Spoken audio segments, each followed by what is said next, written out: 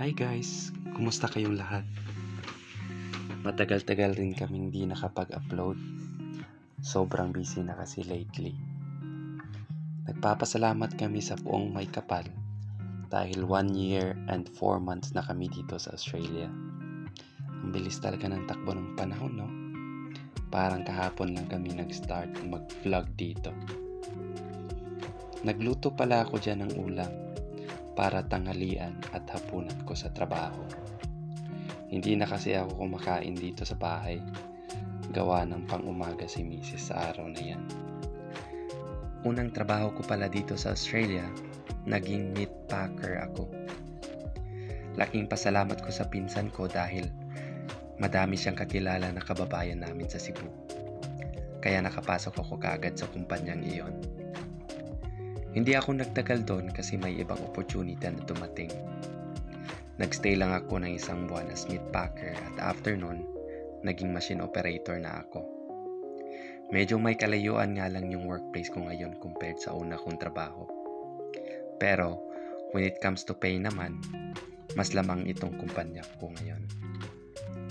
Nga pala, 1 year na din ako dito nag-work, hoping and praying na tumagal pa ako dito. Ang recipe pala natin ngayon ay stir-fry na gulay. Bali twice a week, gulay ang inuulam namin. Para makatipid at the same time, maging healthy yung pangangatawan namin. Kailangan namin ngayon kumain ng healthy foods dahil winter na. Madali lang dumapo ang sakit ngayon, lalo na ang sipon at ubo dahil sa sobrang lamig. Naaawa na nga ako minsan sa asawa ko dahil sa tuwing papasok siya sa trabaho, nagko-commute pa siya. Hindi ko ma-imagine yung sitwasyon niya dahil ulan at init yung tinitiis niya para lang makapasok sa trabaho araw-araw. Hindi rin ako makapag-focus sa trabaho minsan kasi pag naiisip ko siya, alam kong mahirap ang sitwasyon niya sa oras na iyon. Wala pa kasing license to drive si Mrs. kaya ganon. Dahan-dahan ko na naman siyang tinuturuan magmaneho ng sasakyan para di na siya mahirapan pagdating ng panahon. Sa tuwing pang-umaga ang pasok ni Mrs., hinahatid ko siya. Gumigising talaga ako ng maaga para maihatid siya. Dito kasi sa Australia, 7 a.m. nagtatrabaho na mostly yung mga tao. Kaya, 6 a.m. pa lang, dapat gising ka na para makapag-prepare ka pa. Ako naman, panggabi yung trabaho ko, kaya di ko na maisundo si Mrs. sa trabaho niya. Speaking of trabaho, naghahanda na pala ako dyan para pumunta sa trabaho. Since ako yung huling aalis ng bahay, sisiguraduhin ko na malinis ang kwarto dahil baka pag uwi ko, sermon ang aabutin ko kay Mrs. Nagre-renta lang pala kami ng kwarto dito sa Perth, Australia. Di kasi namin afford bayaran yung buong bahay.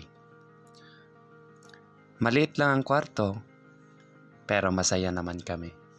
Tiis-tiis lang talaga para makasurvive dito sa ibang bansa. Naikwento din namin sa mga previous vlogs yung mga paraan namin paano makasurvive. Lalo na sa pagbabudget ng pera. Nakapag-double work pa nga ako noon. Kaso di ko kinaya kasi hirap pa ako mag-commute sa time na iyon. Pero nung nakabili na kami ng sarili naming sasakyan, nag-apply kami kaagad as food delivery. At least, yung kinikita namin doon ay pinagbabayad na lang namin sa renta ng bahay. Hindi biro ang lumayo sa sarili mong bansa at pamilya. Akala ng iba na masagana ang buhay dito sa ibang bansa. Pero ang totoo, hindi. Nakakabilib nga yung ibang student visa holders na nag-iisa lang dito. Yung walang kasamang dependent. Dahil kinaya nila ang lungkot at lumbay para lang maitawid ang sarili at pamilya nila sa kahirapan. Siyempre, kung nahihirapan kami, ang lagi naming tinatawag ay ang Diyos sa itaas. Malaki kasi ang paniniwala namin na kapag humihingi ka ng tulong sa Kanya, ay siguradong tutulungan ka niya. Di nga lang sa paraan na gusto mo, kundi sa paraan na naaayon sa kanya. Kasi ang Diyos sa taas lang ang may alam sa ating patutunguhan. Laking pasasalamat ko din pala sa kumpanya ko ngayon. Kasi libre na yung uniforme namin. Pati sapatos. At least, di na ako bibili pa ng susuotin ko sa trabaho. Nagdadala pala ako ng speaker sa trabaho. Napakatahimik kasi sa trabaho namin. Gawa ng gabi na at konti lang yung empleyado na nagtatrabaho. Inaaliw ko na lang yung sarili ko sa pamamagitan ng pakikinig sa radyo. Sinasadya ko talaga na pakinggan ng istasyon sa bayan namin sa Cebu para updated ako sa anumang balita at the same time para na din akong nasa Cebu lang.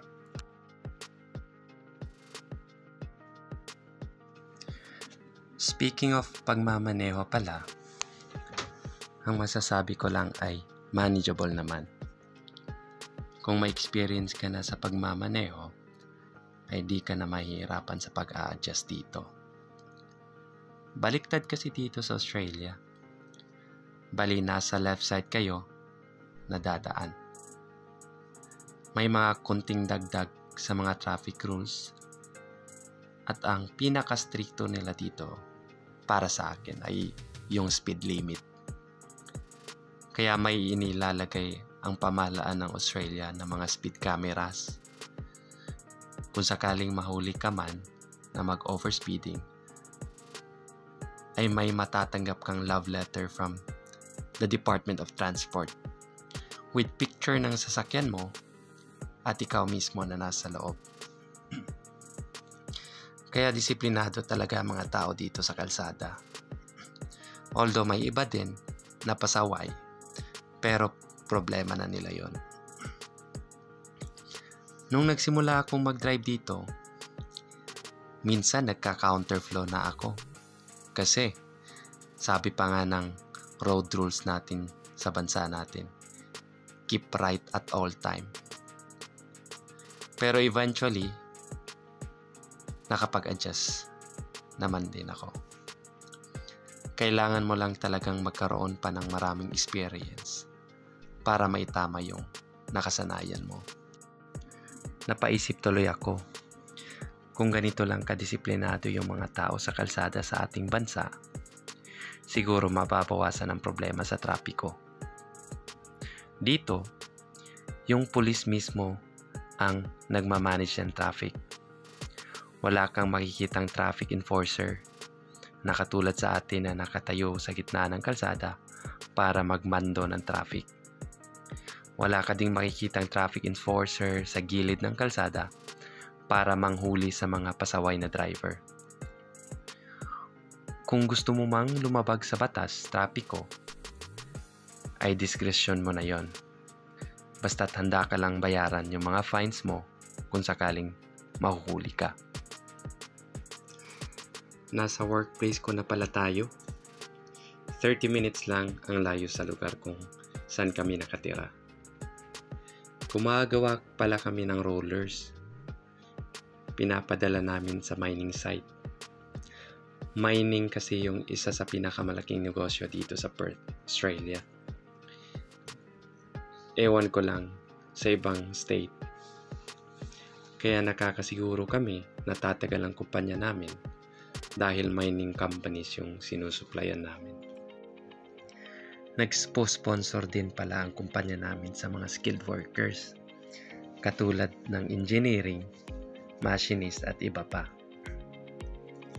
Karamihan dito sa kumpanya namin ay Pilipino. Bali halo-halo yung mga lahi na nagtatrabaho dito. May Indiano, Vietnamese, Korean, Taiwanese at iba pa. Ang sure ko lang ay walang Chinese dito. Kaya kailangan mo talagang habaan ang pasensya mo dahil iba-iba yung mga taong makaharap mo. Minsan pag nag-uusap kayo, sinisigawan ka na. Di naman pala sila galit sa'yo. Normal lang sa kanila yon dahil Yun yung nakasanayan nila sa lugar nila. Sa trabaho namin, safety first talaga. Bago kami mag-start sa work, may meeting muna kami. Pinag-uusapan namin kung ano yung mga hazard na napansin namin para masolusyonan at ma-actionan kaagad. Pagpasok mo din sa loob, dapat kumpleto yung personal protective equipment mo. Gaya ng high-vis vest, air maps or air plugs, steel toe na sapatos, at gloves para maiwasan yung injury or kaya disgrasya. Tagaputol pala ako dyan ng pipe or shell. Dapat precise yung length na pinuputol ko, na akma doon sa request na ibinibigay nila. Kasi stricto ang kumpanya namin when it comes to quality. Di bali nang kakaunti ang output mo, basta't quality lang yung gawa mo. Minsan, steel yung pinuputol ko. Minsan naman plastic. Depende lang kung ano yung urgent na order. Minsan nga inaantok ako sa trabaho ko kasi napakagaan ng pinuputol ko. Maikli lang kasi yung length. May mga araw din naman na napakahirap, lalo na pag mga malalaking pipe na yung pinuputol ko. Pero manageable naman. Basta't tumatanggap ako ng sweldo at the end of the day. Yun na yun. Laking pasalamat ko din sa Poong May Kapal dahil pinagpaaral ako ng kumpanya namin sa dogging course. Kailangan ko kasi mag-load ng material sa machine na kung saan ako naka-assign. Kaya nakuha ko ang license na iyon. Ang kumpanya na mismo ang nagbayad sa akin para makuha ko yung ticket ko as dogman. Ang may papayo ko lang talaga sa mga kapwa ko student visa holder ay gawin lang natin kung ano ang tama. Kahit walang nakatingin sa mga ginagawa natin, just do your thing with love and compassion. Akala kasi natin na di tayo nakikita ng mga managers natin sa mga ginagawa natin. Pero, alam nila kung anong klaseng trabahador ka. Alam nila yung mali na ginagawa ng katrabaho mo at alam nila kung ano yung mga tinatago mo sa trabaho mo. Kaya kung may bagong opportunity man na darating, ay tsak mapapabilang ka kung ginagawa mo lang yung trabaho mo na tama. Kaya huwag mawala ng pag-asa. Huwag maging tamad. Naniniwala ako sa kasabihan na ang lahat ng bagay ay nakukuha sa pagsisikap at tiwala natin sa Diyos Ama.